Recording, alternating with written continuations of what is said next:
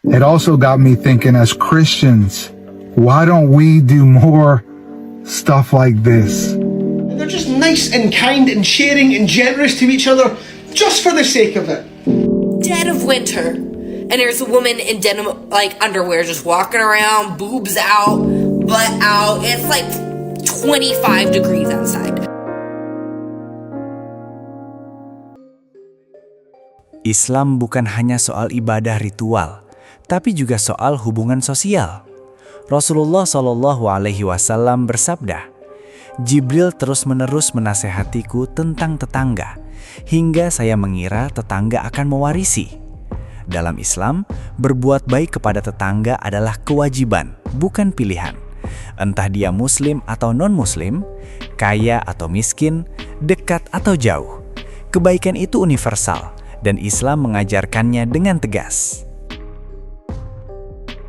Namun sebelum lanjut, mari berbagi kebaikan. Like video ini dan tekan tombol subscribe. Satu klik kecil dari Anda, dampak besar untuk banyak orang. Dengan begitu, kita sama-sama menyebarkan cahaya kebaikan untuk dunia.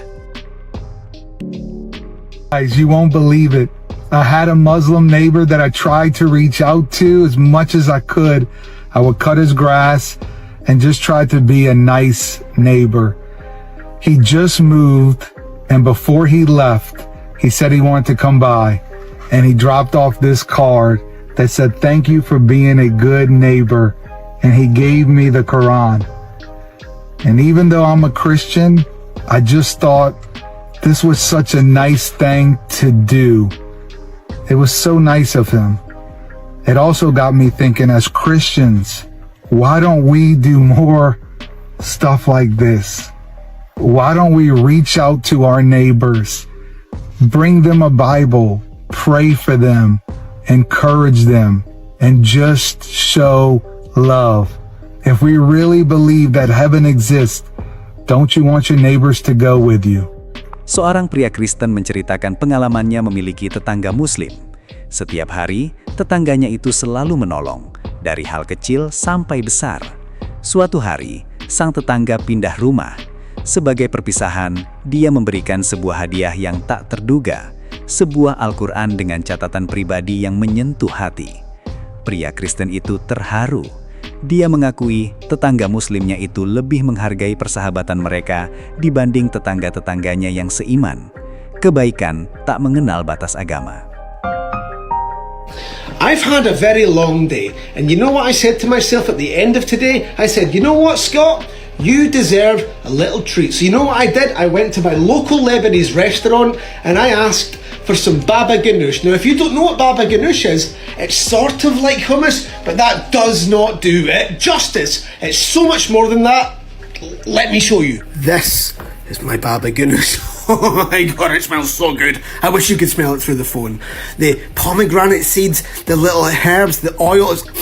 Oh my god, my mouth is salivating. This isn't even the best part of the story. Because here's the best part of the story, right? I went round to the place, I went there and I asked, can I just get like a one-person portion of baba ganoush? Whatever you want to charge me, I'll take it, that's fine. And they insisted, oh, you have to have some bread with it. We can't let you leave without bread. I was like, no, it's fine. Now just, this small, look at what they've...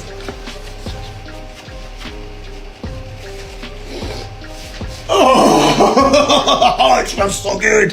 They would not let me leave without it.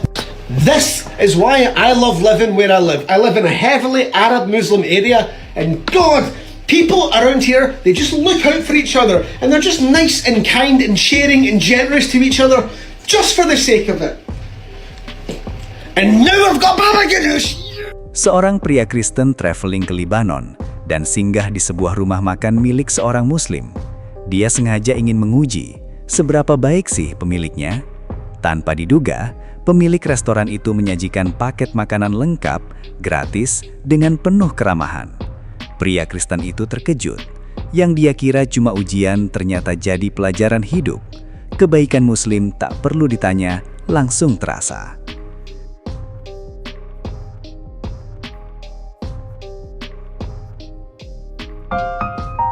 In a trashy town, okay? And I can say that because this is the town I was born and raised in. I left, I came back. I know. But I live in a really trashy town. And a few years ago, within like the last 2-3 years, we have gotten an influx of Muslim immigrants in my very trashy town. They look to be both from African countries and Arabic countries, and I live right next to one. It's not a mosque, but they all go to pray there on Fridays, kind of like a prayer center. I don't know. I say this because the quality of my town has gone up immensely since our new arrivals have come here. The houses that they live in, which once looked just absolutely trashy, are just beautifully decorated now. The lawn's so well kept, their car is clean, the house is beautifully repainted and decorated. When they go out to pray on Fridays, everyone walks with their families. The parents, the kids, the grandparents, and they're all dressed to the nines, and everyone looks beautiful. When I go to the store, the children are so well behaved. At the park, they're so well behaved. The parents are so, involved. Everyone's just dressed. Everyone looks like they've taken so much care.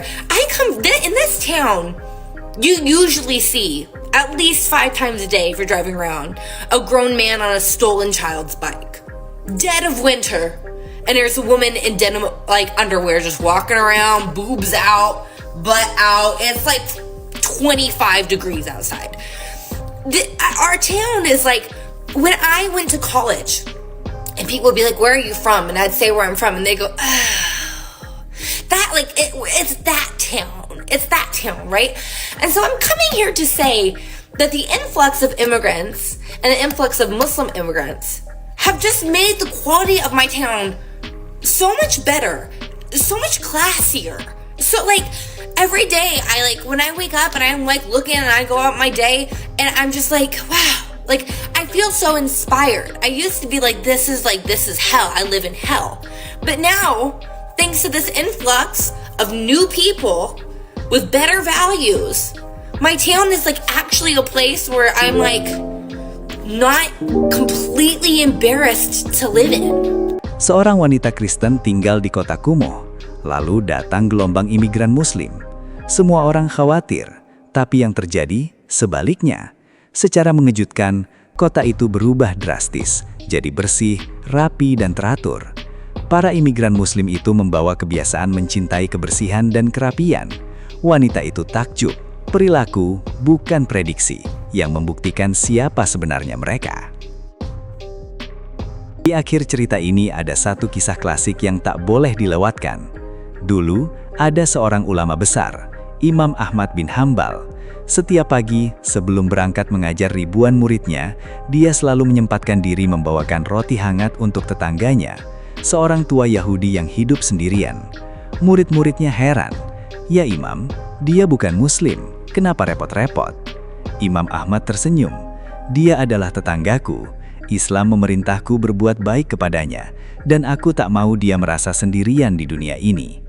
Tahun demi tahun, sang tetangga Yahudi itu tak pernah kekurangan roti hangat di mejanya. Hingga suatu hari, sang tetua jatuh sakit. Imam Ahmad datang menjenguk, memegang tangannya, dan berdoa. Tetua itu menatap Imam Ahmad dengan mata berkaca-kaca, lalu bersyahadat. Dia berkata, "Aku masuk Islam bukan karena debatmu, tapi karena roti hangatmu yang tak pernah absen selama 20 tahun.